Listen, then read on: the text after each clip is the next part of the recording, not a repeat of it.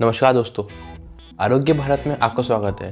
आज की वीडियो में मैं आपको 7 ऐसे प्रश्नों का जवाब देने वाला हूं जो कोरोना वायरस से जुड़े हुए हैं और उसका जवाब देने के लिए या तो आप परेशान हैं या उत्साहित हैं। पिछली वीडियो में मैंने आपको बताया था होम्योपैथी और आयुर्वेदिक इलाज किडनी स्टोन्स के लिए, और साथ ही बताया था उन लोगों के लिए एक ऐसा इलाज जो बार बार किडनी स्टोन से परेशान है।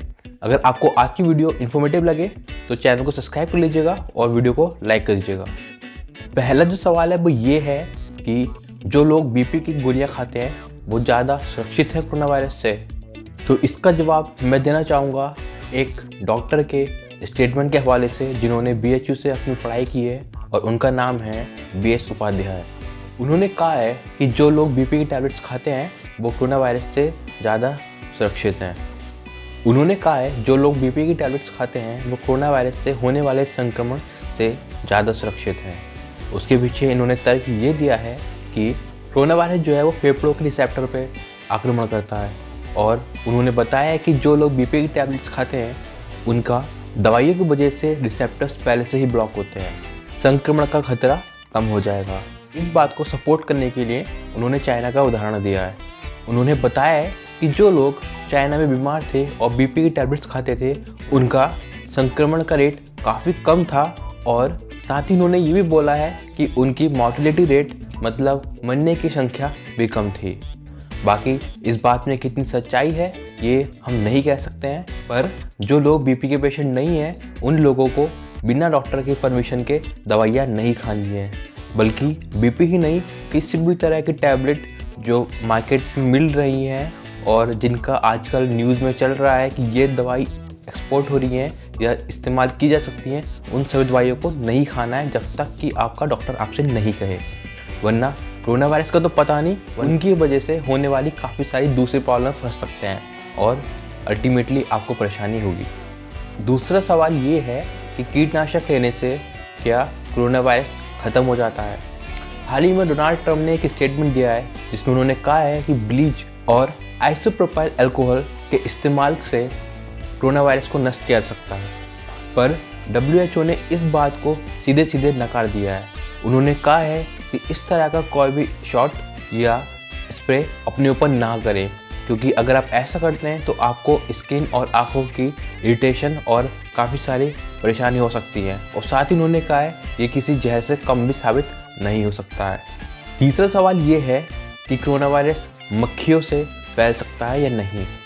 तो इसके जवाब में WHO ने कहा है कि ऐसे अभी तक कोई सबूत नहीं मिले हैं जिससे ये पता चले कि कोरोना वायरस मक्खियों से फैलता है, पर मैं आपको बता दूं कि आप जो मास्क इस्तेमाल करते हैं उसको सही से डिकम्पोज करें, मतलब उसको सही से फेंकें, पर आप जो मास्क इस्तेमाल करते हैं आप उसको इस तरीके से उसको फेंकें कि वो भविष्य में आने वाले समय में आपको परेशान ना करे, क्योंकि अगर कोई सबूत मिलते हैं बाद में जिससे ऐसा होता है तो हमारे लिए बहुत बड़ी परेशानी हो जाएगी अगर पूरे ही भारत में मास्क इधर उधर पड़े रहेंगे। तो इसलिए फैले या ना फैले हमें अपने मास्क को अच्छे से डिकम्पोज करना है जिससे कि हमारे लिए कोई भी खतरा ना बने। चौथा सवाल जो है वो ये है कि क्या धूप से कोरोना वायरस ख़त्म होता है। तो इसके जवाब में WHO ने बोला है कि 27 डिग्री सेल्सियस या 23 डिग्री सेल्सियस से ऊपर अगर धूप होती भी है तो उससे वायरस पर कोई इफेक्ट नहीं पड़ता है, पर इसकी कोई ऐसी WHO के पास रिपोर्ट नहीं है जिससे वो उसको पूरी तरह से नकार सके या पूरी तरह से हामी भर सके, क्योंकि WHO को कहना है कि ये वायरस वहाँ भी फैला है जहाँ पे गर्मी होती है और वहाँ भी फैला है जहाँ पे ठंडी होती है।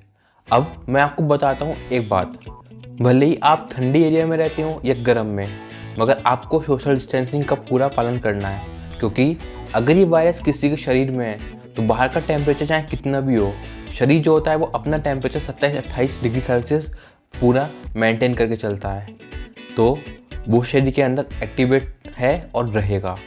तो इसलिए आपको उस इंसान से दूर रहना है जो संक्रमित है। हालांकि इस बात में अभी कितनी सच्चाई है या कितनी गलत है ये बात हमें नहीं पता, मगर आपको सोशल डिस्टेंसिंग का पालन ज़रूर करना है और बाकी जो सावधानियाँ हैं आपको उनका भी पूरा पालन करना पड़ेगा। पांचवा जो सवाल है वो ये है कि धूप इसका इलाज हो सकती है क्या। WHO ने इसके जवाब में ये कहा है कि धूप इसका इलाज नहीं है। पर आयुर्वेद की दृष्टि से मैं आपको बताता हूँ कि इसका इलाज धूप से हो सकता है या नहीं। तो इसका जवाब है हाँ। धूप जो होती है वो सबसे बढ़िया डिसइंफेक्टेंट होता है, पर इसके लिए आपको कुछ सावधानियों का ख्याल रखना पड़ेगा। सबसे पहली सावधानी ये है कि आपको सूरज उगते टाइम पे कम से कम 30 मिनट के लिए धूप में बैठना पड़ेगा। दूसरी जो सावधानी है वो ये है कि या तो आपको सूरज में बैठते हुए कम से कम कपड़े पहनने हैं या कॉटन के हल्के कपड़े पहनने हैं।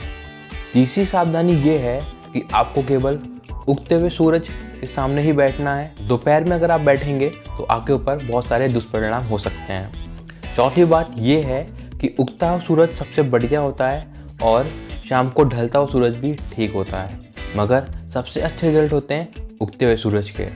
अगर आपको इस बात को अपनी लाइफ में एक्सपीरियंस करना है तो इसके लिए आपको एक काम करना पड़ेगा।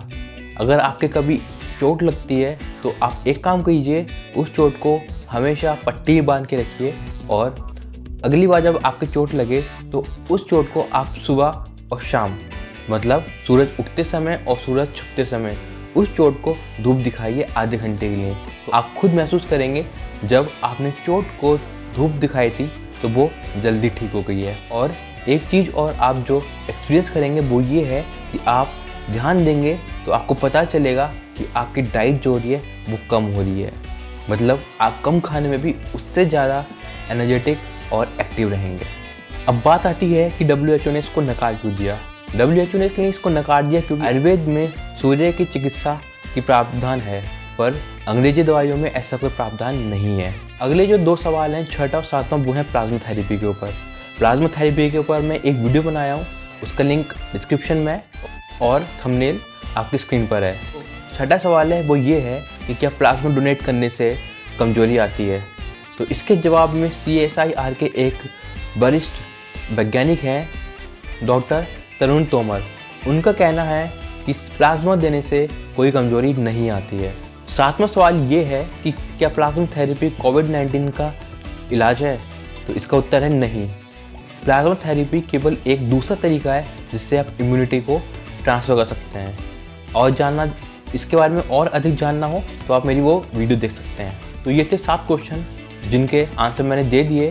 तो ये था आज की वीडियो के लिए।